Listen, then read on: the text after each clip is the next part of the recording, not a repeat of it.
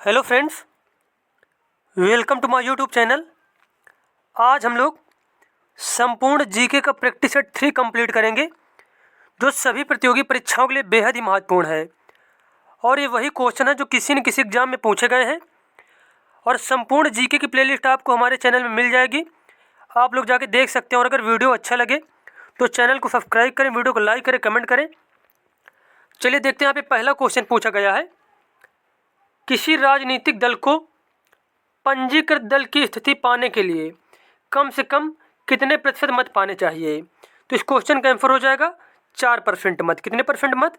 4% मत।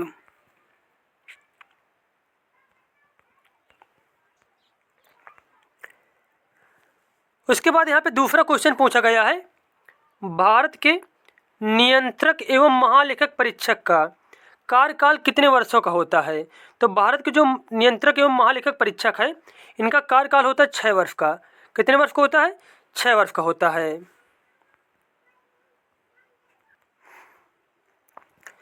अब यहाँ पे तीसरा क्वेश्चन पूछा गया है, भारत का प्रथम मुख्य चुनाव आयुक्त कौन था? तो भारत के प्रथम जो मुख्य चुनाव आयुक्त थे वो थे सुकुमार सेन। कौन थे? सुकुमार सेन थे।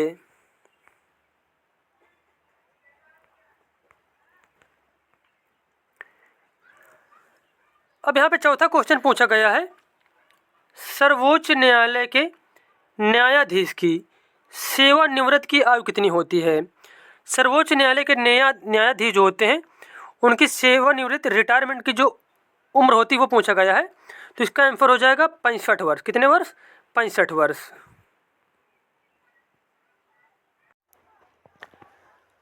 अब यहाँ पे 5 नंबर क्वेश्चन पूछा गया है, महात्मा गांधी का राजनीतिक गुरु कौन था?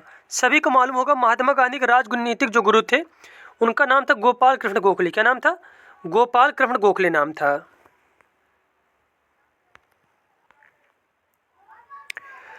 नेक्स्ट क्वेश्चन यहाँ पे पूछा गया है, सूफी परंपरा में पीर से क्या आशय है? सूफी परंपरा में मतलब पीर शब्द का क्या मतलब होता है? तो इसका आंसर हो जाएगा सूफियों का गुरु। सूफियों का जो गुरु होता है उसे बोला जाता है पीर।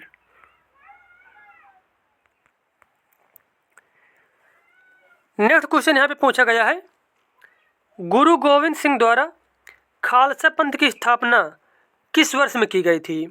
तो इसका आंसर हो जाएगा 1699 में। कब की गई थी? 1699 में की थी।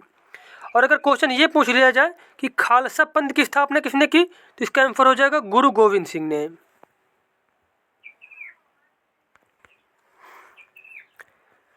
उसके बाद यहाँ पे 8 नंबर क्वेश्चन पूछा गया है, पंचशील के सिद्धांतों का प्रस्तावक कौन था?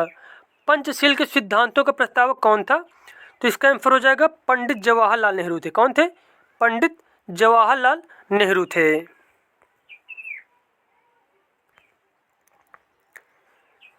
अब यहाँ पे 9 नंबर क्वेश्चन पूछा कर, बहुत ही महत्वपूर्ण क्वेश्चन है, बहुत ही ज़्यादा महत्वपूर्ण है। अब यहाँ पे पूछा गया है, 12 अप्रैल 1944 को सुभाष चंद्र बोस ने एक नगर में भारतीय राष्ट्रीय सेना का झंडा फहराया था।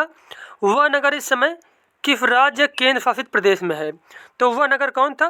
वह नगर था मणिपुर में। कहाँ पे? मणिपुर में।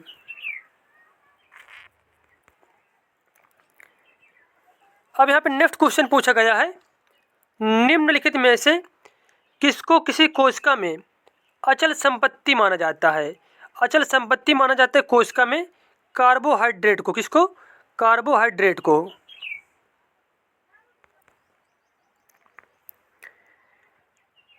अगला क्वेश्चन यहाँ पे पूछा गया है, भूमि का जल मूल रोमों तक किस दबाव से पहुँचता है? भूमि का जल जो है मूल रोमों तक किस दबाव से पहुँचता है?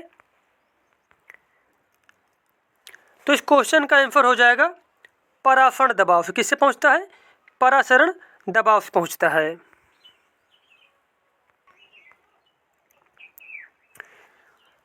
अब यहाँ पे क्वेश्चन पूछा गया है 12 नंबर, मधुमक्खियों के प्रजनन एवं प्रबंधन को क्या कहते हैं?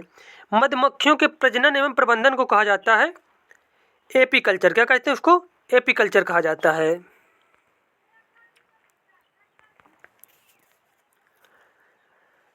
उसके बाद क्वेश्चन पूछा गया यहाँ पे, रक्त के स्कंदन हेतु कौन सा विटामिन आवश्यक है?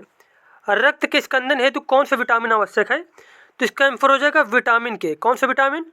विटामिन के।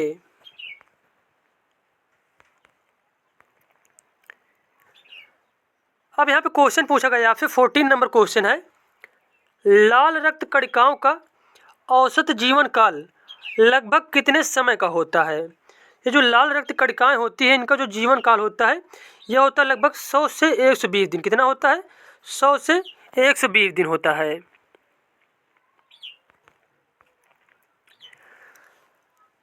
नेक्स्ट क्वेश्चन यहाँ पे पूछा गया है, शीत ऋतु में पशुओं के प्रसुप्ति काल को क्या कहते हैं?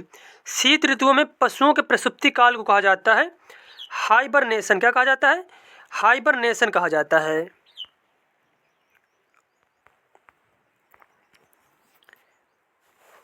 अब यहाँ पे 16 नंबर क्वेश्चन पूछा गया है, निम्नलिखित में से कौन सा सर्वोत्तम विद्युत चालक है? तो सर्वोत्तम विद्युत चालक जो होता है वो होती चांदी। चांदी में क्या है? सबसे ज़्यादा विद्युत चालकता होती है।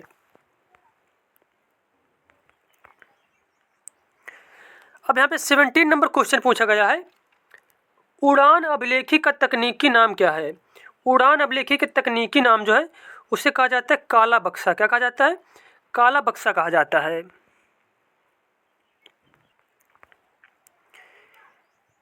अगला क्वेश्चन यहाँ पे पूछा गया है, निम्नलिखित में से कौन सा कंप्यूटर नेटवर्क नहीं है? कौन सा कंप्यूटर नेटवर्क नहीं है? विस्तृत क्षेत्र नेटवर्क, स्थानीय क्षेत्र नेटवर्क, वैयक्तिक नेटवर्क या फिर महानगरीय क्षेत्र नेटवर्क। तो अब यहाँ पे इस क्वेश्चन का आंसर हो जाएगा, पूछा गया कौन सा नेटवर्क नहीं है कंप्यूटर का, तो वो है वैयक्तिक नेटवर्क जो है कंप्यूटर का नेटवर्क नहीं है।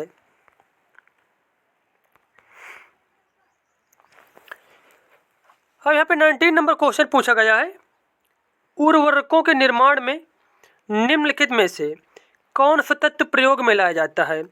उर्वरकों के निर्माण में प्रयोग में लाया जाने वाला जो तत्व है वो होता है पोटेशियम। कौन सा?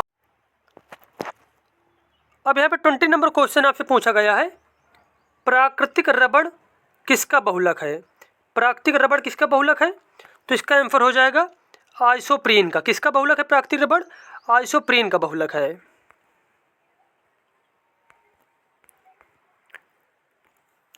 अब यहाँ पे 21 नंबर क्वेश्चन पूछा गया है, सूर्य की सतह पर हाइड्रोजन के अलावा दूसरा कौन सा तत्व बहुतायत मात्रा में पाया जाता है? तो सूर्य में नंबर 1 में पाया जाने वाला तत्व हाइड्रोजन हो गया। उसके बाद दूसरे नंबर में जो पाया जाता है वह है हीलियम तत्व। कौन सा? हीलियम है।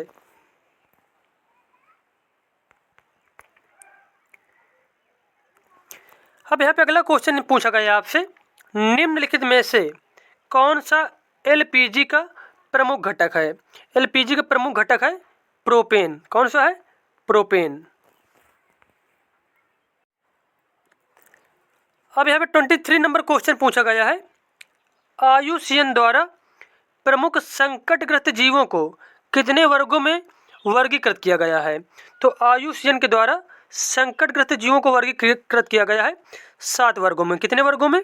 7 वर्गों में।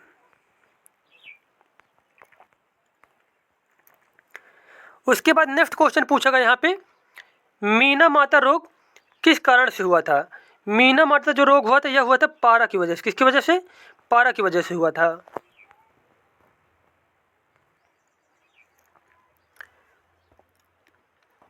और अगला क्वेश्चन पूछा गया है आपसे, ओजोन परत कहाँ पाई जाती है? ओजोन परत कहाँ पाई जाती है? तो इसका आंसर हो जाएगा समताप मंडल में। कहाँ पे पाई जाती है? समताप मंडल में पाई जाती है। नेक्स्ट क्वेश्चन पूछा गया यहाँ पे, पहली बार परमाणु बम कहाँ फेंका गया था? पहली बार परमाणु बम फेंका गया था हिरोशिमा में फेंका गया था। कहाँ पे? हिरोशिमा जापान का एक शहर है, वहीं पर पहली बार परमाणु बम फेंका गया था अमेरिका के द्वारा। और उसके बाद फिर फेंका गया था नागासाकी में।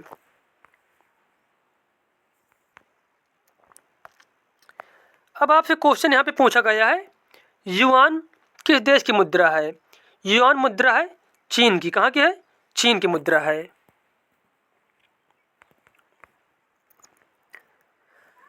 अब यहाँ पे 28 नंबर क्वेश्चन पूछा गया है, निम्नलिखित में से कौन सा प्रक्षेपास्त्र वायु से वायु वाला प्रक्षेपास्त्र है? तो वायु से वायु वाला प्रक्षेपास्त्र है अस्त्र। कौन सा है? अस्त्र।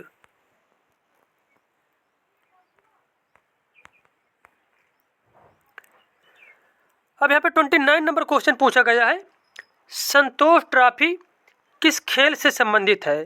संतोष ट्रॉफी का संबंध है फुटबॉल से। किससे है? फुटबॉल से है।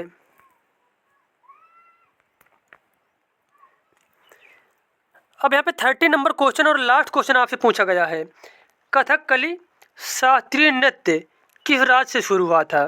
तो कथकली नृत्य शुरू हुआ था केरल राज्य से। कहाँ शुरू हुआ था? केरल राज्य से शुरू हुआ था।